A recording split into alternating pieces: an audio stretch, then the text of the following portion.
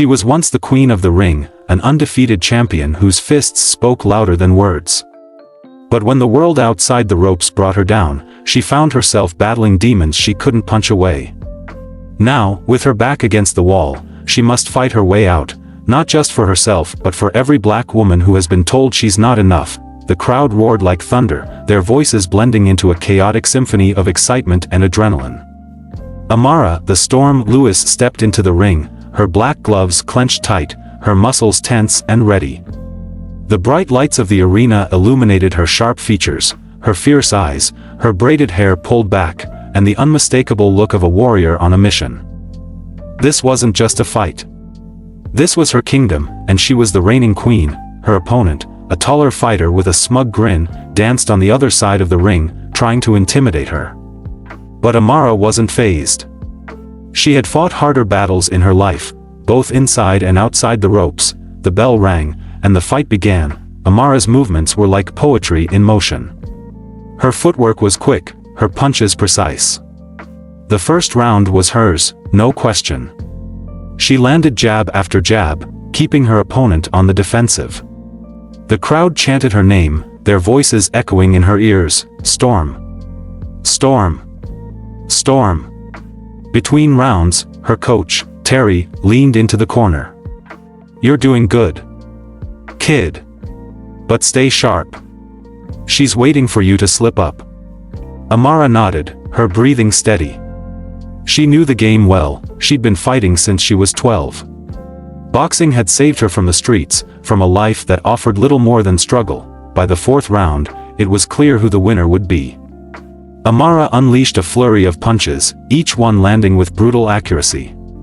Her opponent stumbled, her confidence shattered. One final hook to the jaw sent her crashing to the mat. The referee counted to 10, and the match was over. Amara raised her arms in victory as the arena erupted in cheers. She was still the champion, but as she soaked in the glory, she noticed something. The commentators were already spinning a different story. On the big screen, their words flashed, "Amara Lewis dominates again, but is her aggression out of control?" She clenched her jaw, a familiar anger bubbling up inside her. No matter how hard she fought, they always found a way to tear her down. They called her too aggressive, too emotional, too much. But when other fighters, white fighters, showed the same energy, they were praised as passionate and driven. Later, at the press conference, the questions weren't about her skills or her victory. "Amara, do you think your attitude in the ring is setting a bad example?" One reporter asked, his tone dripping with condescension. "Do you feel your style of boxing is too confrontational?" Another added. Amara stared at them, her fists tightening under the table.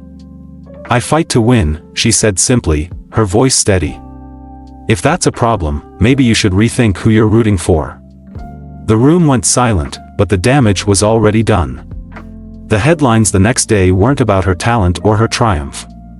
They were about her attitude, her unnecessary aggression. Later that night, as she sat alone in her apartment, Amara scrolled through social media. The comments were a mix of support and criticism, but the negativity stung the most. Words like angry, ungrateful, and worse filled her screen. She turned off her phone and stared at her championship belt on the table. It was supposed to symbolize everything she had worked for, but tonight, it felt like a hollow victory, her fists clenched once more. She had spent her entire life proving she was strong enough, good enough, worthy enough. But no matter how many fights she won, it never seemed to be enough for some people. Little did she know, the hardest fight of her life was just around the corner. The gym smelled of sweat and leather, the rhythmic pounding of gloves against heavy bags filling the air. Amara had always felt at home here. It was her sanctuary, the one place where she could drown out the world and focus solely on her craft. But today, something felt off. She was training for an upcoming title defense. A match hyped as the fight of the year. Her opponent was Vanessa Caldwell, a skilled boxer from a wealthy background. The media had already framed the fight as a clash of contrasts. Amara, the gritty fighter from the streets, against Vanessa, the polished and graceful contender. "Stay sharp, Storm," Terry shouted from the corner. "Caldwell's got speed, but she can't handle your power. Use it." Amara nodded, her punches landing with precise, brutal force. She was ready. Or so she thought. The arena was packed on fight night, the buzz in the air electric. Amara stepped into the ring, her focus razor sharp. Across from her, Vanessa stood with a confident smirk, her blonde ponytail swaying as she shadowboxed. The bell rang, and the fight began. From the first round, it was clear Vanessa was a skilled opponent. She was fast, her footwork impeccable. But Amara had faced speed before. She stayed calm, biding her time, waiting for the right moment to strike. By the fourth round, the fight was neck and neck. Amara landed a powerful body shot that sent Vanessa stumbling.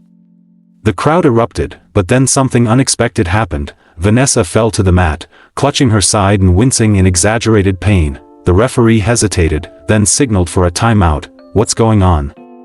Amara asked, confused. Vanessa's corner was in a frenzy, demanding the referee review the footage. They claimed Amara had delivered an illegal blow, accusing her of intentionally targeting a vulnerable area. The crowd buzzed with uncertainty, and the commentators jumped on the controversy. "This is what happens when aggression goes unchecked," one said, his tone dripping with judgment. Amara's heart pounded as she watched the referee deliberate. She knew the punch had been clean, but the narrative was already spiraling out of control. Despite winning the match by decision, the victory was overshadowed by the accusations. Vanessa's team filed a formal complaint, and the media ran wild with the story. Headlines labeled Amara as a dirty fighter, questioning her integrity. Her sponsors started pulling out, one by one. The once lucrative endorsement deals evaporated overnight. Even her social media was flooded with hate comments, many laced with racial undertones. "You're just another angry thug," one comment read. Amara tried to ignore it, but the words burrowed into her mind. The final blow came when the Boxing Commission called her in for a hearing. Despite a lack of evidence, they suspended her license, claiming it was necessary to maintain the integrity of the sport. Amara stormed out of the hearing, her fists clenched, tears threatening to spill. She had fought her entire life to prove she belonged, to show she was more than the labels people slapped on her. And now, it felt like everything had been ripped away in an instant. Weeks turned into months. And Amara's life fell apart. Without fights or sponsorships, her income dried up. She was forced to sell her apartment and move into a small, run-down studio on the outskirts of the city. Her days were spent doing odd jobs, bartending, cleaning gyms, anything to make ends meet. Every punch bag she passed reminded her of the life she had lost. One evening, as she walked home through the rain, she passed a boxing gym and heard the familiar sound of gloves hitting pads. She paused, staring through the fogged-up window. Inside, a group of young fighters trained, their laughter and determination a stark contrast to her own despair. Amara felt a pang of longing. She had tried to push boxing out of her mind, to tell herself it didn't matter anymore. But deep down, she knew the truth: the fight wasn't over. Not yet. The rain drizzled steadily as Amara sat on the stoop of her tiny studio apartment, staring at the cracked pavement below. Her once proud hands, the same hands that had held championship belts, now carried the weight of endless frustration. She had spent months drowning in anger and self-pity, the spark that had once fueled her all but extinguished. But life, as she was learning, didn't stop moving. She had taken up a cleaning job at a local gym, far from glamorous, but it paid just enough to keep her lights on. Every day, she swept the floors where other fighters trained, their shouts and punches echoing in her ears. She avoided eye contact with them, ashamed to be seen as just another face in the background. One evening, as she wiped down benches in the corner, she heard a commotion near the ring. A group of older boys was circling a younger girl, teasing her. "Were you even here? You think you can box?" One sneered. "Go home, little girl," another laughed, shoving her lightly. Amara's head shot up. The girl, about 13 or 14, stood her ground, her fists balled at her sides. She had dark curls framing her face and a fierce fire in her eyes, but the fear she was trying to hide was obvious. "Back off," the girl said, her voice shaking but defiant. The boys just laughed harder. Amara dropped her cleaning cloth and walked over. Her voice was calm but firm, cutting through the noise. "You boys got a problem with someone wanting to train?" They turned, startled by her presence. One of them smirked. "Who are you? The janitor?" For a moment, Amara's old fire threatened to flare, but she kept her composure. "Doesn't matter who I am. What matters is you need to leave her alone." The boys exchanged glances but quickly backed off, muttering under their breaths. Amara turned to the girl, who was still standing her ground, though her shoulders tense. "You okay?" The girl nodded. "Yeah. Thanks." Amara couldn't help but see a younger version of herself in her. "What's your name?" "Jada," she replied, her voice small but steady. Jada showed up at the gym the next day, and the day after that. Amara watched from the sidelines as the girl practiced. She was clumsy and inexperienced, but she had heart. One evening, as Jada struggled with her footwork, Amara approached her. "You're leading with your wrong foot," Amara said. Jada looked up, startled. "Oh. I thought I was doing it right." Amara stepped into the ring, gesturing for Jada to mirror her movements. "Here. Watch me. Step with purpose. Every movement has to count." Jada hesitated. "You really know about boxing?" A small, wry smile tugged at Amara's lips. "You could say that." The two worked together for the next hour, and by the end, Jada was improving. "You're a good teacher," Jada said, wiping sweat from her brow. "Thanks for helping me." For the first time in months, Amara felt a flicker of purpose. Anytime. Word spread quickly around the gym. People began to recognize Amara for who she was. Some whispered in awe, others in judgment. But Amara didn't care. She had found something worth waking up for again. Jada started showing up every day, asking for tips, soaking up Amara's advice like a sponge. The girl's determination reminded Amara of her own hunger when she was young, and slowly, that old fire began to return. One evening, as they finished training, Jada turned to her. "Why don't you box anymore?" Amara froze. The question hit harder than any punch. "I've lost my way," she said finally. "But you could find it again," Jada said simply, her voice full of conviction. Amara stayed quiet, but that night, the words echoed in her mind. She realized she wasn't just helping Jada. Jada was helping her, too. The next morning, Amara walked into the gym with a renewed sense of purpose. She stood in front of the heavy bag, her hands wrapped tightly in fresh bandages. It had been months since she'd thrown a punch, but the moment her fist connected with the bag, it all came rushing back. Each strike felt like a step toward reclaiming herself. Amara knew she wasn't ready to return to the ring, not yet. But for the first time in what felt like forever, she believed she could. "Let's train together," she told Jada one evening. "But if we're doing this, you've got to give it everything you've got. No slacking." Jada grinned. "Deal." And so began Amara's journey back, not just to boxing, but to herself. Amara woke up before dawn, her breath visible in the chilly air as she jogged through the quiet streets. Her legs burned, her lungs protested, but she kept pushing forward. It had been months since she had trained like this, and every step felt like a battle against the doubt and pain she had carried for so long. Beside her, Jada struggled to keep pace, her young face set with determination. Amara glanced back and slowed slightly, nodding in approval. "Don't quit now. We're just getting started." Jada groaned but didn't stop, her sneakers pounding against the pavement. The gym was still empty when they arrived, the faint smell of rubber mats and old leather greeting them. Amara wasted no time, wrapping her hands and stepping into the ring. She gestured for Jada to do the same. "Today's lesson is endurance," Amara said. "In boxing, the fight isn't just with your opponent. It's with yourself. When your body says stop, your mind has to say no." She demonstrated a series of drills, shadowboxing, footwork patterns, combinations, her movements fluid and precise. Jada watched in awe, then mimicked her every move, stumbling but refusing to give up. As they trained, the gym started to fill with other fighters.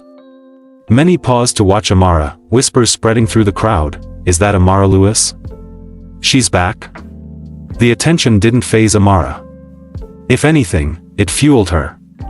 She wasn't just fighting to rebuild herself, she was fighting to prove to everyone watching that she still had what it took. One afternoon, as Amara and Jada worked the bags, a man approached them. He was tall, with salt and pepper hair and a confident stride. Amara recognized him immediately, Marcus Dean, a former boxing champion turned promoter. "Amara Lewis," he said, his voice smooth. "It's been a while." Amara wiped sweat from her brow and nodded. "Marcus. I heard you've been training again," he said, glancing at Jada, who was busy pounding away at the heavy bag. "Looking to make a comeback?" Amara hesitated. The idea had been circling in her mind, but hearing it out loud made her stomach twist. "Maybe," she said cautiously. Marcus grinned. "Good. Because there's a fight coming up. A charity event. It's not for a title, but it's a chance to get back in the ring. What do you say?" Amara's heart raced. The thought of stepping back into the ring both excited and terrified her. She glanced at Jada, who had stopped to listen. Her eyes wide with hope. "I'll think about it," Amara said finally. That night, Amara sat in her small apartment, staring at the flyer Marcus had handed her. The opponent listed wasn't a big name, but the fight was still a risk. What if she lost? What if she wasn't ready? Her mind drifted back to the last time she had been in the spotlight, the accusations, the fallout, the endless judgment. The weight of it all pressed down on her like a heavy cloak, but then she thought of Jada. The girl had been watching her, learning from her, looking up to her. What kind of example would she set if she let fear hold her back? The next morning, she called Marcus. "I'm in," she said. The next few weeks were grueling. Amara threw herself into training with a renewed vigor, her body slowly regaining its former strength. She ran longer, punched harder, and pushed herself further than she thought possible. Jada was by her side every step of the way, soaking up everything Amara taught her. In turn, Jada's dedication inspired Amara, reminding her why she had fallen in love with boxing in the first place. As the fight drew closer, the whispers grew louder. Social media buzzed with speculation about her comeback. Some doubted her, calling her a washed-up fighter. Others cheered her on, eager to see her return to the ring. Amara ignored it all. Her focus was on one thing, the fight, the night before the fight. Amara sat in the empty gym, her hands wrapped, her heart heavy with anticipation. Jada sat beside her, unusually quiet. "You nervous?" Jada asked finally. Amara chuckled softly. "Always. But that's part of it. The nerves remind you that you care. That it matters." Jada nodded, her brow furrowed. "Do you think people will ever stop judging us for who we are?" Amara looked at her, her eyes filled with both sadness and determination. "Maybe not. But that's why we fight. Not just for ourselves, but for everyone who feels like they're not enough. We prove them wrong every time we step into the ring." Jada smiled, her confidence returning. "Then let's show them." Amara nodded, her resolve stronger than ever. Tomorrow, she would step back into the spotlight. Win or lose, she was ready to fight. The arena buzzed with excitement as Amara stepped into the ring. It wasn't the grand stage she was used to. This was a modest venue, the kind of place where hungry fighters made their names. But tonight, the spotlight was firmly on her. The crowd was a mix of skeptics and supporters. Some held signs that read, "Welcome back, Storm," while others murmured doubts. Amara didn't care. Her focus was on the opponent across from her, a solid fighter named Bianca Ortiz. Bianca was younger, aggressive, and determined to make a name for herself by taking down the former champ. Amara rolled her shoulders and adjusted her gloves. The years of betrayal and self-doubt melted away in this moment. Here, under the bright lights, it was just her in the fight. The bell rang, and the tension in the air snapped like a coiled spring. Bianca came out swinging, throwing fast jabs to test Amara's defenses. Amara blocked the punches with ease, her movements calculated and patient. She wasn't going to waste energy chasing Bianca. She let the younger fighter come to her. "Stay focused," she told herself, her eyes locked on Bianca's every move. Bianca landed a solid hook to Amara's ribs, and the crowd erupted. The punch stung, but Amara barely flinched. She countered with a sharp uppercut that clipped Bianca's chin, forcing her to step back. The round ended with both fighters still standing, but the look in Bianca's eyes had changed. She had underestimated Amara, and now she knew it. Bianca came out more aggressive in the second round, determined to regain control. She threw a flurry of punches, her speed forcing Amara to stay on the defensive. Amara absorbed the pressure, her footwork keeping her out of danger. She was waiting for an opening, a chance to turn the tide. Now, she thought as Bianca overextended on a right hook. Amara slipped the punch and delivered a powerful counter to Bianca's midsection. The younger fighter gasped, momentarily stunned. Amara pressed the advantage, landing a series of precise combinations. The crowd roared as Bianca stumbled, her confidence shaken. By the third round, the energy in the arena had shifted. Amara was in control, her experience and skill shining through. Bianca fought valiantly, but her punches were becoming wild and desperate. Amara capitalized on every mistake, her movements smooth and deliberate. She wasn't just fighting Bianca, she was fighting every doubt, every insult, every moment of betrayal that had led her here. The fourth and final round began, and both fighters were visibly tired. Bianca had nothing left to lose, coming at Amara with everything she had. Amara met her head-on, her punches landing with devastating accuracy. Each blow was a statement, she was still here. Still strong, still the fighter she had always been. With 30 seconds left, Amara unleashed a powerful right cross that sent Bianca to the mat. The crowd leaped to their feet as the referee began the count. Bianca struggled to rise, but her legs gave out beneath her. The referee waved it off, signaling a technical knockout. Amara stood in the center of the ring, her chest heaving as the crowd erupted into cheers. The announcer's voice boomed through the speakers, winner by TKO. Amara, the Storm Lewis.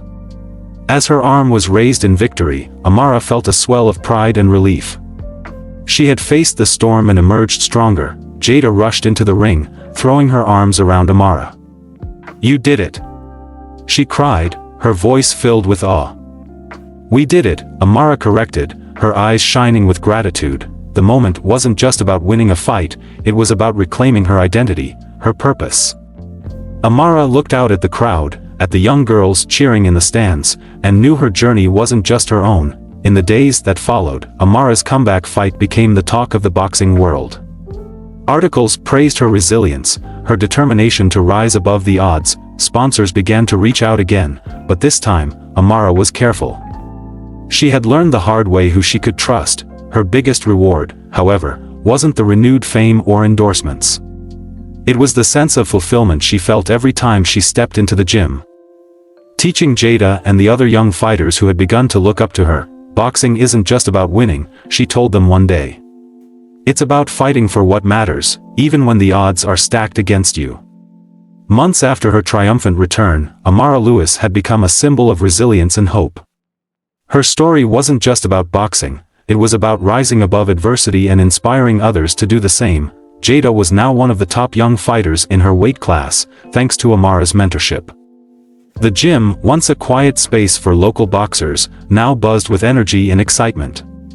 Fighters of all ages and backgrounds came, hoping to learn from the Storm herself. Amara had also started speaking at community events, sharing her journey and encouraging young people to pursue their dreams despite the challenges they faced. She wasn't just rebuilding her career, she was creating a legacy. During one of her speeches, Amara addressed a crowd of young athletes. Her voice was steady, filled with conviction. "It's not just about throwing punches or winning belts," she said. "It's about fighting for who you are, for what you believe in, and for the people who are watching you, hoping you'll show them it's possible. When people judge you for how you look, where you come from, or the mistakes you've made, you fight back, not with anger, but with success. You rise above. That's how you win." The applause that followed was deafening. Amara's story reached far beyond the gym. It became a beacon for anyone who had ever felt underestimated or unfairly judged. And now, she's sharing her journey with the world. If her story moved you, let's keep the conversation going. Like this post to show your support for Amara and her journey. Comment below with your thoughts. What inspired you most about her comeback? Share this story with your friends and family, so they, too, can find hope and strength in Amara's fight. subscribe to this channel for more powerful stories of redemption, resilience, and triumph. Your engagement helps keep these stories alive and reminds others that it's never too late to fight for a second chance. As Amara wrapped her hands for another training session, she glanced at the wall of the gym, where a large quote was painted in bold letters: "Fighters aren't born. They're made, one punch, one step, one fight at a time." Amara smiled, her heart full of gratitude and determination. She wasn't done fighting, not by a long shot. This was only the beginning.